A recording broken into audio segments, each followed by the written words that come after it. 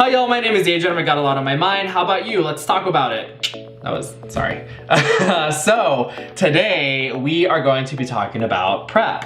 What is PrEP, you might ask?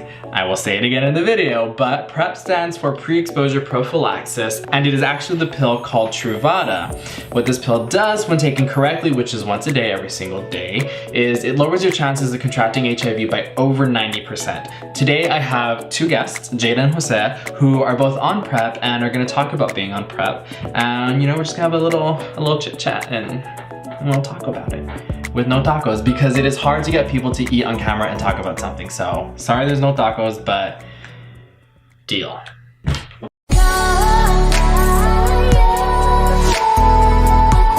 Thank you guys for being here. Yes. I really appreciate it. You're here welcome. In my humble, warm home. Yes. Literally warm. So, like I said earlier, today we're going to be talking about PrEP, and you two actually are on PrEP, right? Yes. How long ago did you start taking PrEP? So I'm going on 5 months. So I did it because of the whole health, well-being. So I'm very sexually active, so I wanted to have that assurance or reassurance, of having sex. Yeah, cool, and that's cool, yeah. I don't deny myself anything, so. No, that's great, that's good. Right? Yeah, and that's actually a reason that I've heard other people say why they wanted to get on PrEP too, is because they wanted sort of that that freedom or that liberation to just be who they sense are. of relief, basically. Yeah. Yes. And Jose, how long have you been on PrEP? It's been about a year and a half. Okay. Oh, wow. Yeah. Well, when I first heard of PrEP, I was like, well, I mean, I don't need it because I try to be safe as best as I can. Condoms, and I always make sure my partner is negative on a bunch of other stuff. But right before I got into PrEP, I was actually sexually assaulted by someone who didn't use a condom. So, after I went through that, I realized that even if I'm safe, there's no guarantee that the other guy's gonna be safe. So better be on the safe side then. Yeah, thank you for sharing that. But yeah, that's definitely, you said a few things in there that kind of reminded me of other conversations that I've had also, is that people say that, they do X, Y, and Z and they take all these precautions to take care of themselves, but you can never really guarantee what the other person's gonna do. And PrEP is a great way to do that. You have 100% control over that. When I got on it, it felt like a sense of relief, I still use condoms, but condoms and PrEP, And that's one thing that people normally don't think about, is some people think, well, I'm going to take PrEP, or these people take PrEP because they don't want to use condoms. And while sometimes that's the case, and that's completely fine, there are a lot of people that do use PrEP and condoms together, because PrEP only protects you from HIV, right? It doesn't protect you from STIs. So it's not a cure-all, basically. Exactly, it's not a catch-all, and so it's really important to still have those conversations with people as much as you can, as far as getting tested and knowing their status beyond HIV, right? So I'm gonna jump to a place that I should have started. I'm going to explain what PrEP is. Unless one of you all want to explain what PrEP is, or... Well, I know the information that I have is basically something that does protect yourself from contracting the virus. So 99.8%, effective when you come to contact somebody who does have the virus. So, and like you said, it doesn't protect you from any STDs. But, HIV being the major, the big one. Yes. Yeah. I'm sorry, it's because I do my homework, so. No, that's good. And that's what you should do before getting on PrEP. You should do your homework. Because I also take my hormones, so it's one of those where I had to find the right kind of cocktails for me. Is there an interaction with your hormones and PrEP? Is it okay to take those two things at the same time? It is, but then I'm also, I get my hormones through Valley AIDS Consult, so I'm under doctor supervision. So thank God I also have insurance. So my insurance covers my HRT, the hormone replacement therapy, and also Truvada. Great, so yeah, that's a really important detail too, is under doctor supervision, right? Yes. Whether you're taking hormones and PrEP, or just PrEP, or PrEP and another medication, always try and consult with your doctor, right? Ask your doctor if you have access to a doctor, and try and get those questions answered. Excuse me. What are some of the benefits for you all, personally, as far as being on PrEP, maybe benefits that you saw before taking it, and benefits that you realized of taking it now? It's just a sense of relief, really. I mean, I would say that's the biggest thing. I do enjoy anonymous sex. And then when there's the conversation of, do you have STDs or what is your status? You never know if that person's being honest or real. So Truvada or PrEP is almost like a little kind of like, okay, like an armor of, at least I can protect myself like this way, you know? Yeah. Thank you for being so honest. A lot of people will see the reasons that you decided to take PrEP as something like negative or something to like look down on, when in reality it's really powerful and it's really smart, because a lot of people will say, well, if you're on PrEP, you're just gonna have more anonymous sex, or you're just gonna use condoms less and you're gonna get STDs more, which there hasn't been any correlation proven between those two things. Right. But at the end of the day, you know, it's better to protect yourself from HIV as much as you can, because that's incurable, versus something like gonorrhea and chlamydia and syphilis, where, yeah, you don't want to have those things, but they're treatable. Exactly. Yes. So how easy was it to get on PrEP, or how hard was it? And what are some things maybe that you all think could have made it easier for you to get PrEP?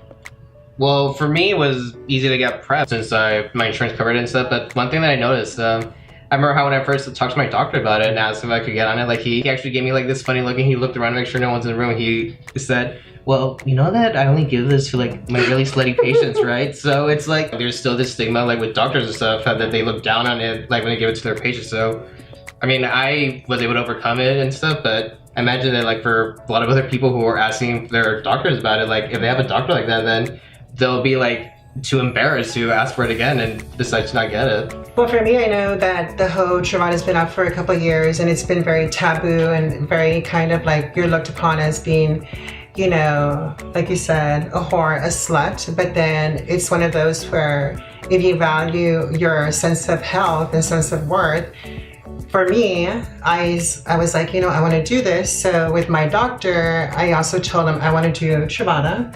So this is when I was, I just started my hormone treatment also in January. So the doctor said, okay, we have to do your testing, make sure, you know, you're negative 2 times. So we did the whole, you know, testing. So it was fairly easy for me to request it, but also to get it. That's awesome. That's good to hear.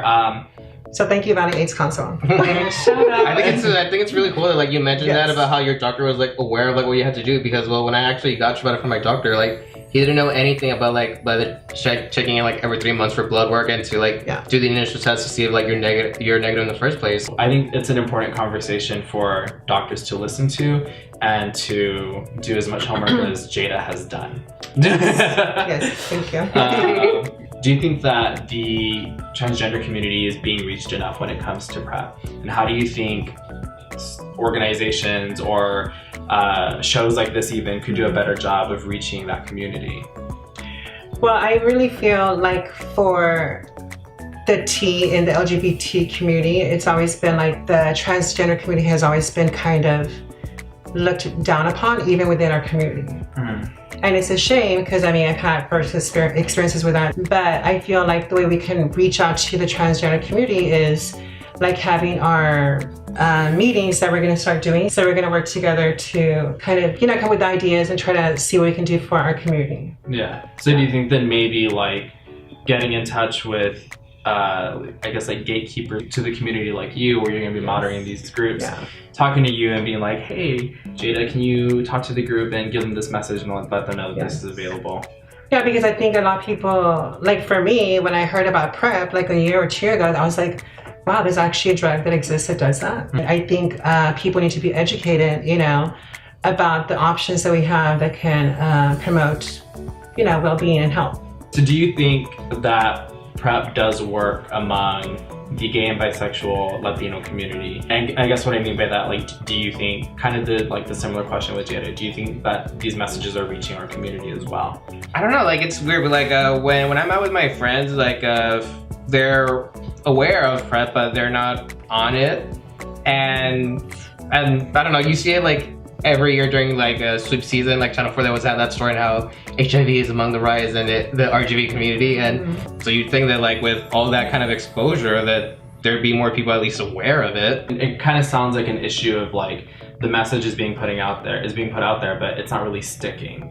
So like how do we get that message to stick then? which it's, I don't think it's for us to have that solution. I'm not asking you to provide a solution, but maybe that's a question for everyone to think about, is how do we get these ideas and these concepts and these messages to actually stick, to get people to keep thinking about them past reading that one article or past seeing that one news story, right? I think also, like, for me personally, I also go through a lot of depression. It's something I've always encountered since I was young. So it's one of those where I just want to kind of, you know, work with this, and it's been a while. So I mean, I do also want to seek that, you know, therapist or that, you know, mental health to kind of see what I can work on. I know that crystal meth is on the rise in the Valley. I know a lot of drugs, and not to judge anyone, but I think it also clouds a lot of judgment when it comes to, you know, should I be on PrEP? And it's like the idea is there, but then all of a sudden they do this, and then before they know it, it's just like, okay, well, I already did it. So what's the point? That's true, and that's really important. I think that's something that we don't talk enough about in general, but it's really important when it comes to things like HIV and making the decision to get on PrEP, as well as mental health is such a huge factor that you can't really expect someone to be completely responsible and completely on top of things like getting on PrEP and staying on PrEP and using it as they're supposed to, when they have other issues like depression, like anxiety, and whatever other mental health issues they may have. It's also really important to tackle those. So I'm really happy that you spoke about that, because it's something that doesn't get brought up enough when we have these types of conversations. Thank you all so much for being here today. No problem. I'm so happy we got to have this conversation. I think you all said some really amazing stuff that I'm glad everybody's gonna get to hear. And yeah, make sure you like this video, you share this video, have this conversation with somebody else. I had these two amazing guests here today that were just so great talking about this. So if you don't know how to start the conversation before, these are great ways and great topics to kind of jump off and have that conversation with. So yeah, one more time, thank you so much for being here. You're welcome. And we'll see everybody later. Bye.